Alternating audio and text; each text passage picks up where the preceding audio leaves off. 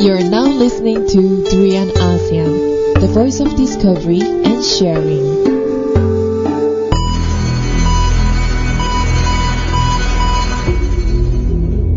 Welcome to ASEAN BIZ, your only choice for business updates covering ASEAN countries. I'm Andrew Chia. And I'm Chong. And we bring you business news on everything that happens around the world that involves ASEAN countries.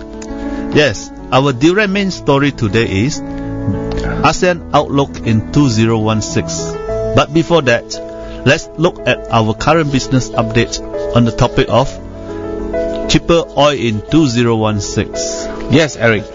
Oil has been down since 2015 and ending the year below $40 per barrel. Yes, and that spells great savings for a lot of consumers. Yes, but it's a lot very of people are happy. case for the oil-producing countries. Right. Yes. For many years before this, oil was above $100, especially before the subprime, Eric. It was at a high of 147. Yes, I remember it touches about close to 160 at one time. Right, and right now it's almost like below 40, 30 plus. Okay. It started the year 2016 below 40 and is still on the way down. Mm-hmm. And the main reason for lower oil price is competition from shale oil, a new oil technology from the US. Right. Eric. Andrew, maybe you can just enlighten our listeners what actually is shale oil is all about, just a bit all. Because we are not the oil experts. Shale oil is a new method or technology to harvest the oil, or rather to oil exploration technique. The oil is the same crude oil, just that the method of extracting the oil is different. And mainly is all deposited on surface of the rocks in the form of bitumen. Right. And they need to evaporate this bitumen, to burn it, and then only they can harvest the crude oil from the shale oil. Right. And in a way, there's abundance of this kind of deposits in US, Canada. That's why US is heavily going into this industry. I think at the beginning of last year or so, the OPEC countries have been facing a lot of competition from shale oil because they know that there's a new technology to extract a lot of oil. Yes. So they are driving down the prices so that if possible they want to kill off the competition, right? So in a way, now we have two sources of crude oil for the world. Yeah, the traditional one is the normal oil exploration method. Exploration method that extract from the ground below. Yeah, all along is controlled by the OPEC countries. You know? And in 2015, it looked like shale oil was in trouble of dying off. Yeah, they pressed down the price until so low that everybody is worried that this new technology may not be able to be around for a long time. And then in actual fact, the production of shale oil is actually cost more than the normal crude oil. Well, right. Higher cost, right? Higher cost in production, but it's just that they felt that the reserve is much more higher than those in below the ground. Yes. So the OPEC countries have pressed down the price of oil until it's almost below $40 a barrel, and with the hope of killing off shale oil. For a long time, it seems to be working, and then shale oil is in danger of dying off, right? Yes, but then probably during the process, the shale oil's technology have matured to such an extent that the production rates have actually gone up. So it means it's good news for oil consumers. Oil consumers and I mean for the general public. We consume a lot of fossil fuels. We drive our cars around. And we use a lot of petrol. Mm-hmm. So right now it's so cheap. It's really good news. Fantastic news for us, Eric. Yes, but not a very good news for those oil-producing country. Good However, for some people. Yeah, recent reports says that shale oil production has been strong all this while. And it's not really dying off. Not likely to collapse due to low oil prices. This means it is not easy to just kill off shale oil. And even more better news is that with this shale oil competition, in 2016, that's this year, oil is going to go down to as low as $20. This is what the speculation is all about, but we yet to see it because now we are just in the beginning of 2016. Yeah, that's a calculation done by the experts lah. If they look at charts, but as you know, commodities does not follow charts, right? It follows market sentiments. If this true, it's a good news for people who use a lot of energy because costs will be lower. On the other hand, countries that export a lot of oil will see a drastic drop in income, such as Malaysia, Brunei and Indonesia in the ASEAN countries. Yes. Will lose a lot of income from oil production revenues. Yes, especially Malaysia. When the oil price is so low, the revenues of our country as Petronas is going to come down by really a lot. And at times with calculations put in, is hardly even enough to cover their overhead. Right? Yeah, so whatever budget that we have done last year, it may be time that we have to revise the budget. So they have a pre-budget budget. Because there's not enough income for our country's expenses, and the government might have to think of new ways to get more income. But then in other parts of the world, countries like Venezuela and the Middle East and Arab countries will see a tremendous drop in their economy, where all oil constitute up to 90% of their income. Oh, this serious, This Eric. spells trouble for this country. Yeah. Yes, all along these countries are getting so much income from oil, up to 90%, can you imagine? So if the oil price goes so low, something terrible can happen to these countries, right? Yes, I think they will goes into a very deep loss of income. Yeah, the government have to think of new ways to get income besides oil, which they have been depending on for so many years. So that's leave it to their country leaders to think about it, and we are just here to announce whatever comes out of it. So all in all, Eric, with this drastic drop and expected further drop in oil prices for this year, we can see something very interesting going on around the world, especially in ASEAN. Our country's economies may be affected by this development. Right, and in this sense, I think most of the country will have to look into other avenues of income. Right. And mainly most avenues of income will be coming from a technology income, technology products. Eric, do you think our entrepreneurs in ASEAN will be affected? Definitely. Is it good news or bad news for businessmen? Well, in a way, it's good news for businessmen because the cost of running the business is slightly maybe lower. But in a way, the government will think of other way to impose taxes or impose a lot of restrictions in trades because there are loss of income from the oil revenue. So they have to think of other ways to increase their income or to match the budget. So what advice do we have for our businessmen in ASEAN? Well, I would say that whether we are in ASEAN, in Malaysia or in other parts of the world, all businessmen or enterprise should look to be careful at the things globally. Right. Whether their products can bring into the global market.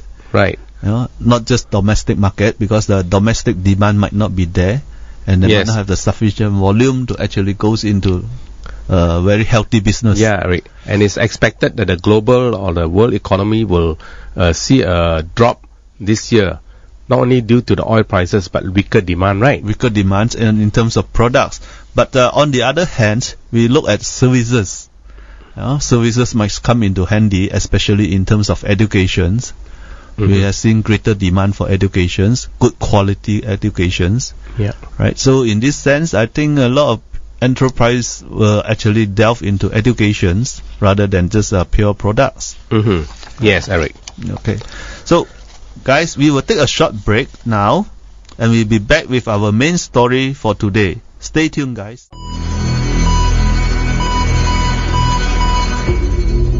Welcome back. You're listening to ASEAN BIZ, and our Durian main story today is ASEAN Outlook 2016.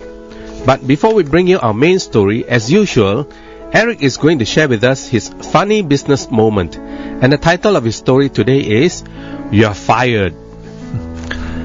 At the Morning Sun Company, a massive shake-up is underway, and they have just hired a new CEO.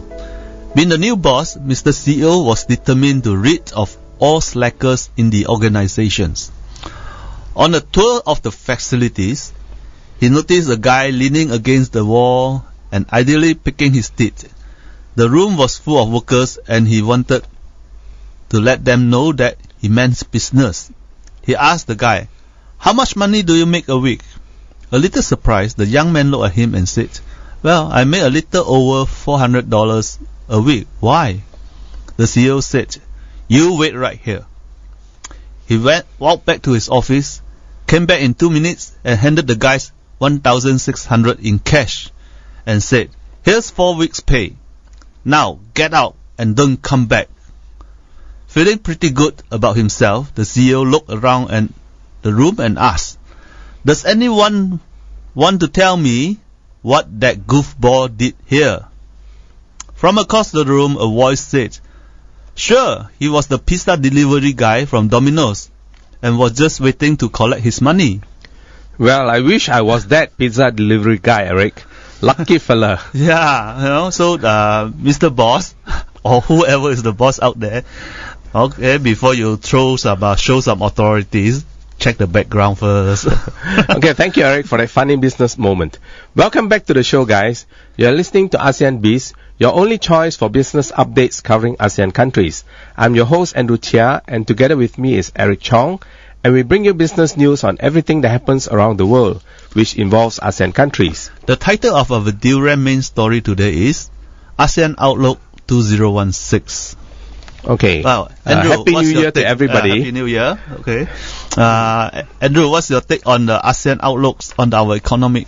It seems that the global economy expected to grow slower this year. Yeah. The demand is not so strong, and the ASEAN economy is expected to grow by about 5% in 2016. And it looks like the global economy is not doing that well as well.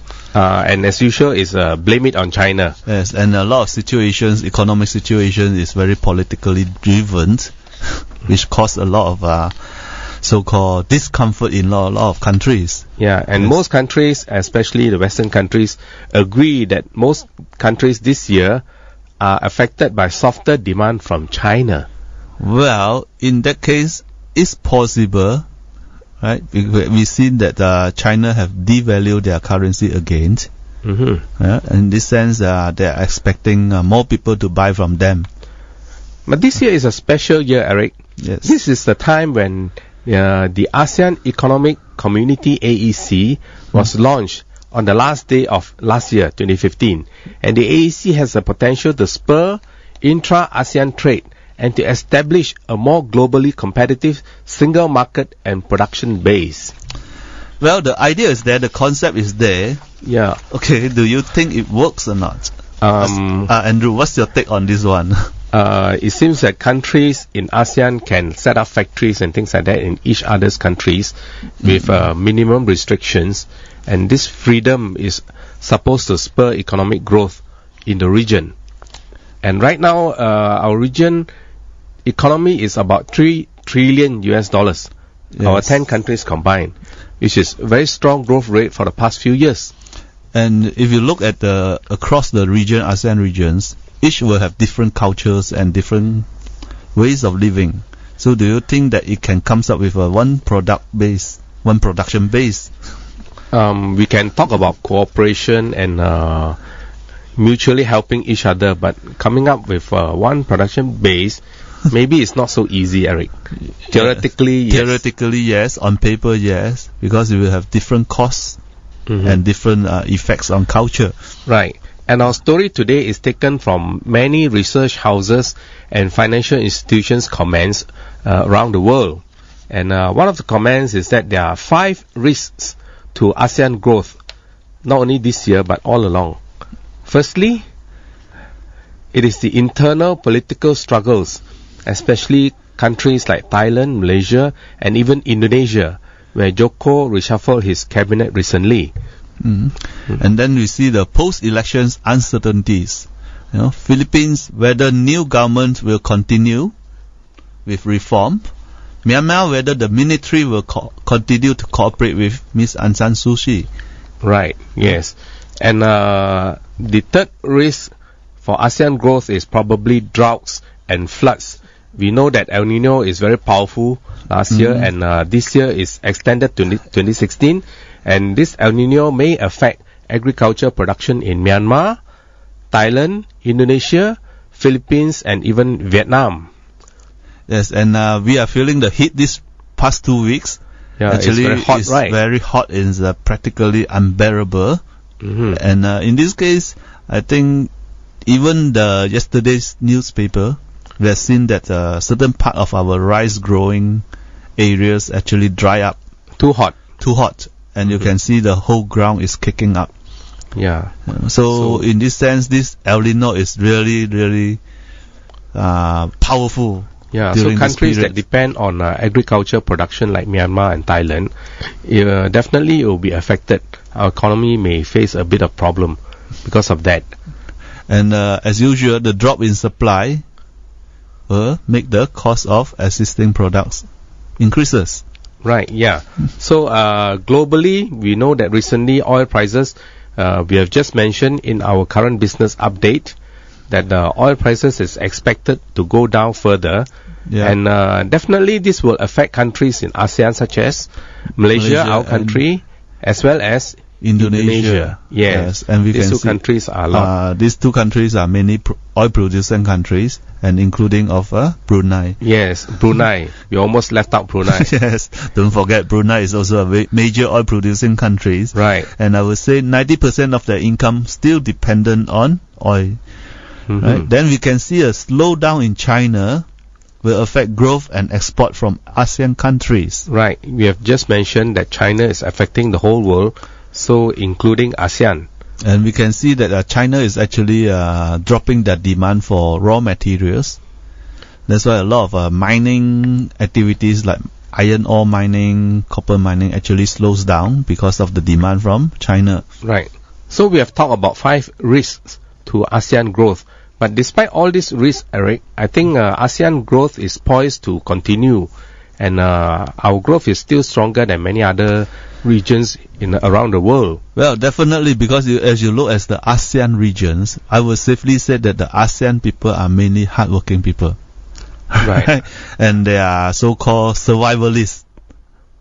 So Yes. in a way, despite a lot of tough situation, they are able to brush through all the toughness of the economy. What you mean, Eric, is that when the going gets tough, the tough gets going. Right. Yes, guys. So in this sense, yes, the ASEAN people are actually hardworking people. They are very down to earth, and they believe in labor.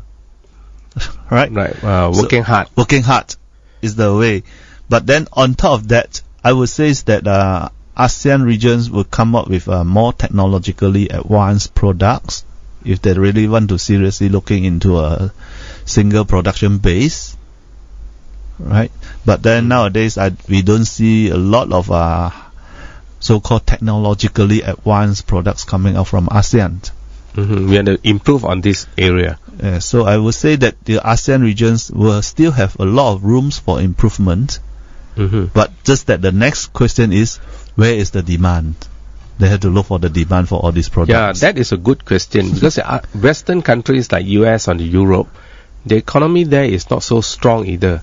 They are plagued by a lot of debt problems. They owe a lot of money. Yes, because the Western regions are the one who consume a lot of consumer products, a lot of technological advanced products. Yeah, they buy a lot of things from ASEAN, especially including China. Yes, they only buy things what they wanted, not what they needed. So you can shoot out a lot of products that they wanted to buy, then they will just buy it. So as far as business is concerned, Eric, we don't care whether the customers need or want. As long as we sell them something, we are happy, right? Yes, we just sell them what they want. It doesn't matter what they need. Okay. So that's the take of what you call it, the marketing. In a sense, they are our bosses. They buy from us and we are happy.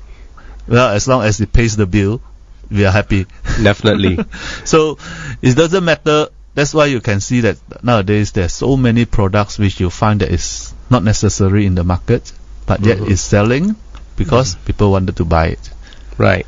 So besides the external factors, I believe the internal factors like our politics in countries like Thailand and our country Malaysia, if we really tidy up our political scene, the country will have better economic growth, right? Yes, and we have seen in 2015 there's quite a lot of political so political turmoils or political scandals within this ASEAN region. Like we have seen changes in government in Myanmar. Right, that's something for the better, I believe. Hopefully, if the ministries cooperate with the new president or new government, and we can see a lot of so-called political unrest issues that are not resolved in certain countries. Well, so this actually brings about a lot of uneasiness in the people of ASEAN. Right.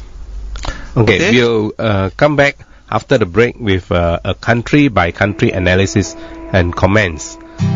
Stay tuned, guys.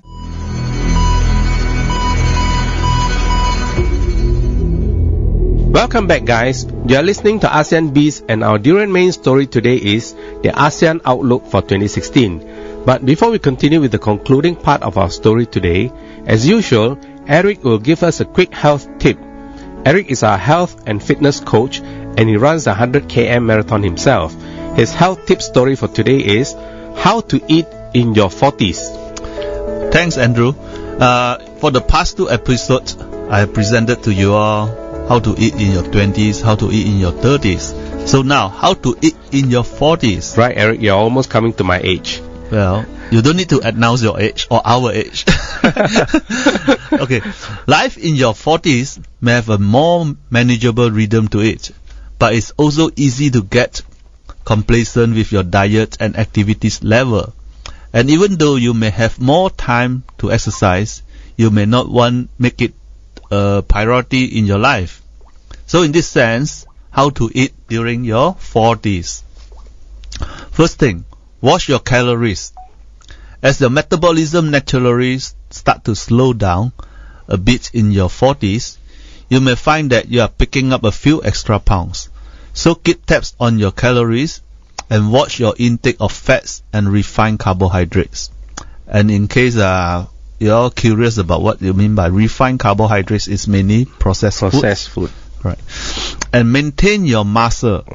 Lean body mass naturally declines somewhere during this decade, but you can fight back with a 1-2 punch of resistance exercise and adequate protein. Re-establish your healthy eating habits. For those in their 40s with children, you may find that your meals tend to favor what the kids like, which may not be the best food for you. Yes, Eric, I can understand that. Yes, every time you have this fast food which the kids will like it. Yeah, right? Then you eat together. You eat together. Make a commitment to you and your family to re-establish good habits, such as including a fruit or vegetable in every meal and controlling your fat and sugar intake. Right? So in this sense, those in the 40s, that's where the health start to deteriorate. And those with kids, gotta watch out our eating habits. There's no more this kind of things called not so frequent of McDonald's days and KFC days. You know, Eric, recently I read a report of what Warren Buffett eats. You know, Warren Buffett is 85 years old now. Yes. And he says he eats like a 6-year-old kid.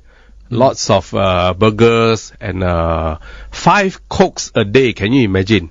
It's true in a sense, but then on the other hand, we don't know about his physical activities. Yeah, he may know how to burn off. You know, he tap dance all the way to work every day, right?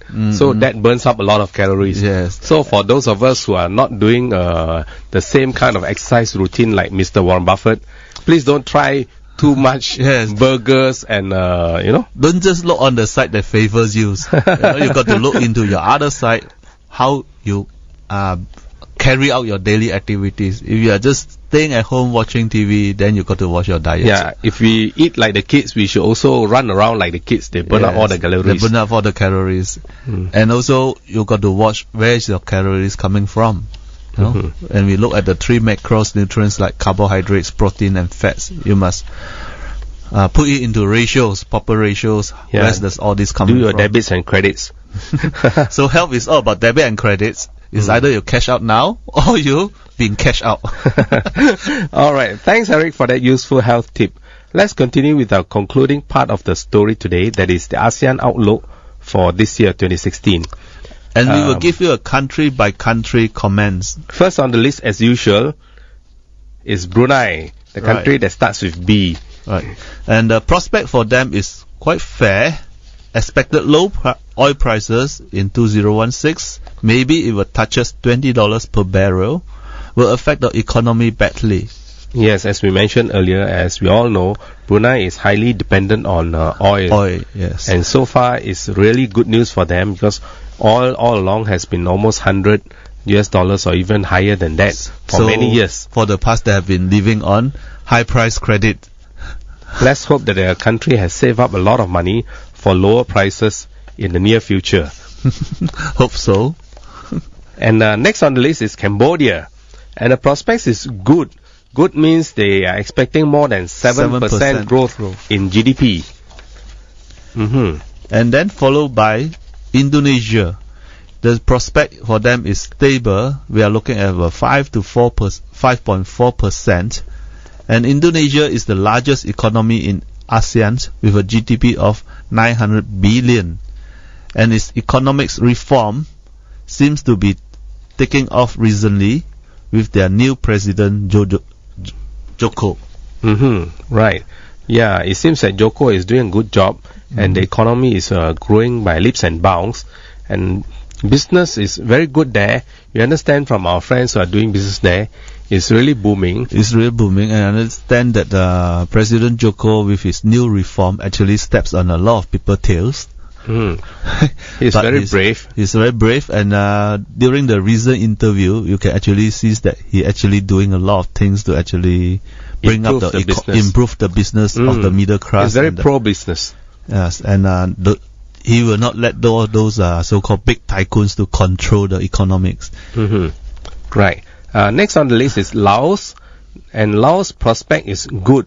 Also more than 7% growth in GDP expected. Yes, and why does we see Cambodia and Laos, these countries, is the prospect is good? Because basically they are agricultural based. And that does not depend Let's so hope much that El Nino does not do too much damage and cause floods and things like that. But it's expected their economy is good this year. If the world demand for food continues, they will have a very good prospects. How about Malaysia, Eric, back home in our country? Oh, the report says that it's fair. We're looking at a 4.6% growth. Fair means compared to our ASEAN neighbors, it's not so good. Not so good lah. So we don't get a good. We get just a fair, not even a stable. Okay. So what's contributed to this rating is that mainly also we quite dependent on oil income. Number one is oil. Oil is going down. And mining also. No doubt it's not on a big scale, and we can see that ruthless mining is carried out in Malaysia. Yes. Due to so many factors, our currency is going down also. And also some political issues that are not resolved. Yes, political uncertainty and scandals. Right. Then we follow with Myanmar. The prospect is good. Because they have a new president, right? Yes, and hopefully the military will work together with her. And we're looking at about more than 7% growth. Wow, that's really good. Strong growth. And we're looking at Myanmar is also a agriculture-based country. So in a way, their food demand will still be there.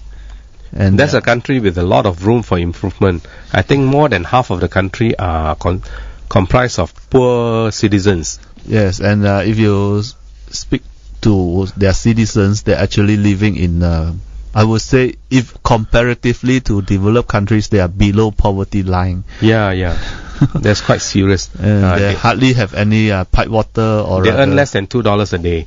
Yes, in a way. And you can see that they can hardly afford anything luxuries that we are enjoying at this moment. So we got to count our blessing. Definitely. Right? Then we have Philippines. The prospect is also fair. Like Malaysia. And we have solid remittances from workers overseas. Good government spending ahead of elections. Yeah, a lot of their citizens are working overseas because the poverty level in Philippines is also quite bad. So they are working overseas and getting a lot of income, and they remit all these salaries back to their country. To the countries, and they can feel that the spending over in their countries actually very robust in a way, right? Because they have a inflow of currencies from overseas, from all their workers. Especially ahead of elections, government will spend more money. The government is spending more, so we don't know the pre-elections, what other activities will be there going to happen, and will there be any changes in the government? Yeah, how about our neighbor Singapore, the most advanced economy in the region? Well, the prospect of them, the rating is still fair. Which means not so good, right? Not so good. And why do we say that? Is mainly because Singapore is basically a service-based country. And it's one of the most expensive cities to live in the world today, right? Yes. And the property prices have gone down quite a bit also recently. Yes, and we can see that demand from Singaporeans actually drops a bit, because you can see that the financial situations around the world is also not that robust. You know? Then we have Thailand. The prospect is also fair. Right. Okay. I think Thailand is because of the political situation, right? Yes, the political situations in Thailand right now remains grimed, and it could lead to further delays in economic reform and an infrastructure spending. So Thailand, as always, there's always this kind of political changes, and it's quite normal for them. It's normal for them. Despite whatever political problems, they always can grow. I'm surprised they always can be strong in I would say that in Thailand, they have a group of so-called very hardworking citizens. They are still toiling the soil, so they are actually farmers are working very hard, and they are still have a lot of patriotic businessmen. Talking about farmers, Thailand signed several important deals with China recently, where among other things it agreed on selling up to 1 million tons of rice to a Chinese food conglomerate, as well as building an ambitious 900-kilometer railway. Wow, that's good business for Thailand, man. Yes, and it joins up this railway right up to Beijing, if I'm not wrong. And hopefully it will join back to Malaysia. And in fact, this railway line is already in progress. That's why I'm a bit surprised, Eric. Despite good business like this, their prospects are listed as fair instead of strong or good. You know? Well, probably you'll have look into other factors, like whether their employment rates is too high. Yeah, and the main reason we mentioned earlier is the political situation. Probably affecting. Is their cost of living increasing? So there's a lot of factors covering that area. And if you look at it, their citizens might not be able to afford a lot of things at this moment. And if you look at it, basically the Thais are actually don't have a very high income group. Their income is not that high to actually can afford a lot of luxurious items. Yes, Eric. And finally, the last country in ASEAN, starting with V. Yeah, Vietnam. The prospect is good. Because there's a strong demand from US, rising infra spending, and healthy manufacturing sector. Yeah, Vietnam is a lot of people are jealous of Vietnam now. Yes. They are growing so strong, and it seems that their economic model is somewhat similar to China. And when you look at it, Vietnam was a war-torn country, right? And now they come out from the war, and now they concentrate their efforts in building the country. And with a strong population of about 80 million, they can do very well. And been very experienced in the past, so-called the suffering in the war. So they comes out of it, and they wouldn't want to go back into war again. Yeah. So they concentrate their efforts into looking after their good country and building the country. Similarly, we have seen Myanmar also war-torn before. Right. Cambodia also war-torn before. So these few countries after the war, they actually comes up from it, and they rebuild the country with all effort. Yeah, and Eric, like you mentioned earlier, these countries are agriculture, especially rice production countries, and the citizens work very hard because genetically or rather throughout generations, planting rice is very, very difficult. You know, you have to bend your body the whole day, and you soak yourself in. You soak yourself in water practically every day. Yeah. So it's a very tough so-called crops to grow. And the citizens become very tough also. That's why for ASEAN people, they say it's a sin to waste any rice. Yeah, even one grain of rice takes a lot of trouble, takes a lot of efforts to put it on our bowl. And a lot of young folks actually takes that for granted. So, alright folks, that's all the time we have for today. Thank you, and we hope you enjoy the show. We'll be back with a brand new story for our Durian Main story on ASEAN Biz in the next edition. Bye for now. Bye for now.